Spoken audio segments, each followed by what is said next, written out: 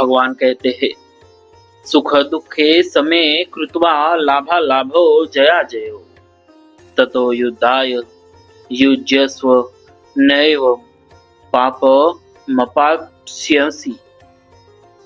अर्जुन को यह आशंका थी कि युद्ध में कुटुंबियों को मारने से हमारे को पाप लग जाएगा, पर भगवान यहाँ कहते हैं कि पाप का हेतु युद्ध नहीं है, प्रत्युत अपनी कामना है।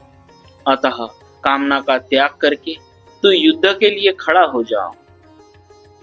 युद्ध में सबसे पहले जय और पराजय होती है। जय पराजय का परिणाम होता है लाभ और हानि, तथा लाभ हानि का परिणाम होता है सुख और दुख। जय पराजय में और लाभ हानि में सुखी दुखी होना तेरा उद्देश्य नहीं है। तेरा उद्देश्य तो इन तीनों में सम होकर अपने कर्तव्य का पालन करना है। युद्ध में जय पराजय, लाभ हानि और सुख दुख तो होंगे ही, अतः तू पहले से विचार कर ले कि मुझे तो केवल अपने कर्तव्य का पालन करना है, जय पराजय आदि से कुछ भी मतलब नहीं रखना है।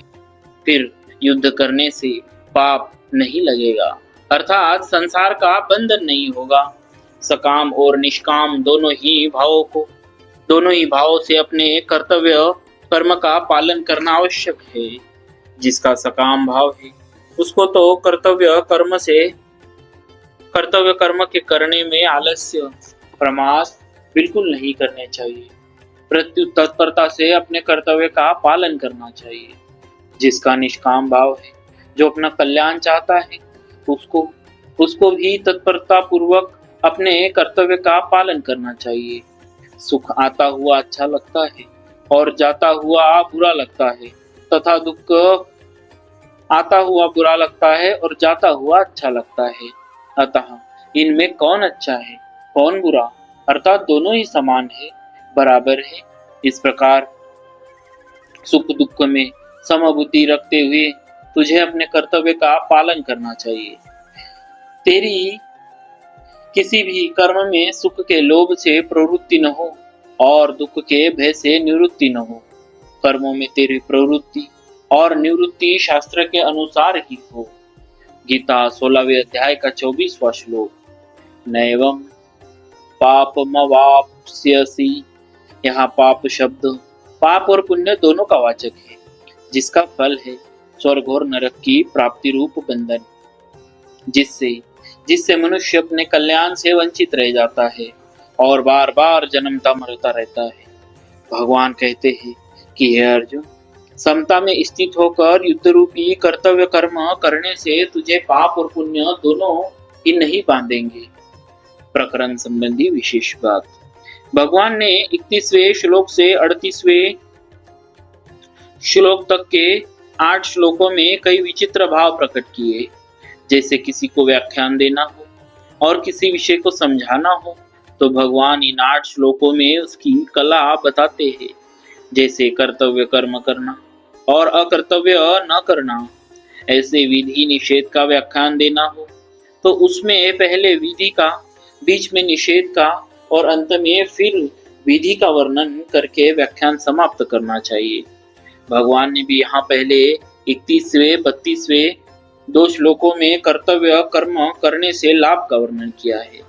फिर बीच में 33वें से 36वें तक के 4 श्लोकों में कर्तव्य कर्म न करने से हानि का वर्णन किया और अंत में 37वें 38वें 2 श्लोकों में कर्तव्य कर्म करने से लाभ का वर्णन करके कर्तव्य कर्म करने की आज्ञा दी।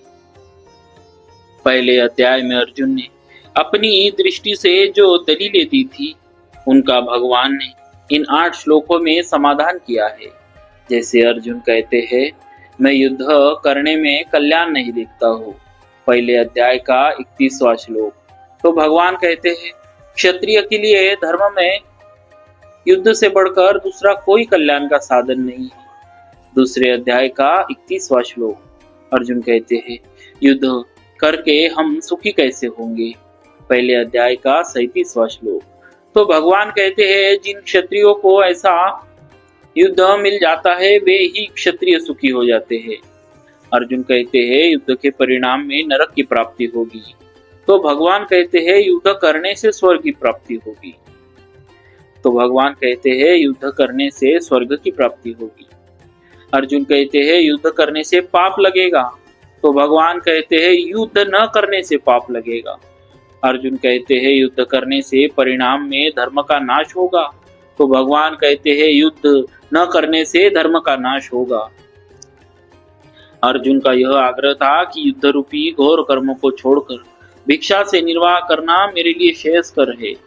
तो उनको भगवान ने युद्ध करने की आज्ञा दी और उद्धव जी के मन में भगवान के साथ रहने की इच्छा थी, तो उनको भगवान ने उत्तराखंड में जाकर तप करने की आज्ञा दी। इसका तात्पर्य यह हुआ कि अपने मन का आग्रह छोड़े बिना कल्याण नहीं होता। वह आग्रह चाहे किसी रीति का हो, पर वह उद्धार नहीं होने देता। भगवान ने इस अध्याय के दूसरे तीसरे श्लोकों में जो बातें संक्षेप से कही थी, उन्हीं को यहाँ विस्तार से कहा गया है। जैसे वहां अनार्य जुष्टम कहा तो यहाँ धर्म्याति युद्धाश्रेय योन्यत कहा, वहां अस्वर्ग्यम कहा तो यहाँ स्वर्ग द्वार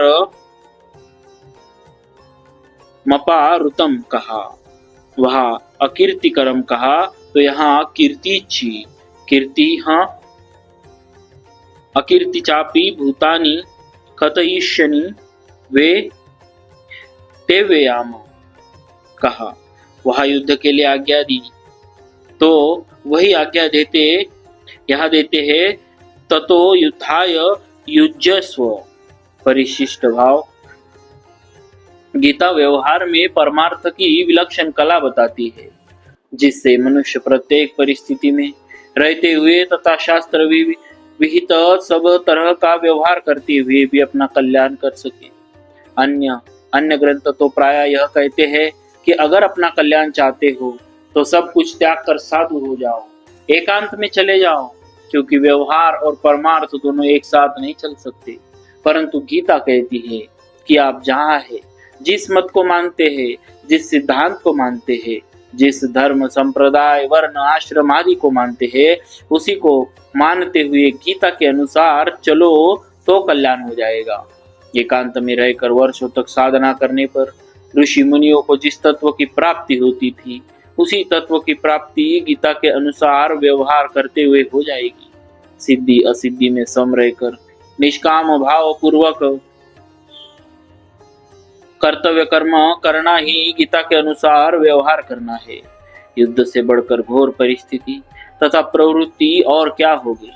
जब युद्ध जैसी घोर परिस्थिति और प्रवृत्ति में भी मनुष्य अपना कल्याण कर सकता है, तो फिर ऐसी कौन सी परिस्थिति तथा प्रवृत्ति होगी जिसमें रहते हुए मनुष्य अपना कल्याण न कर सके।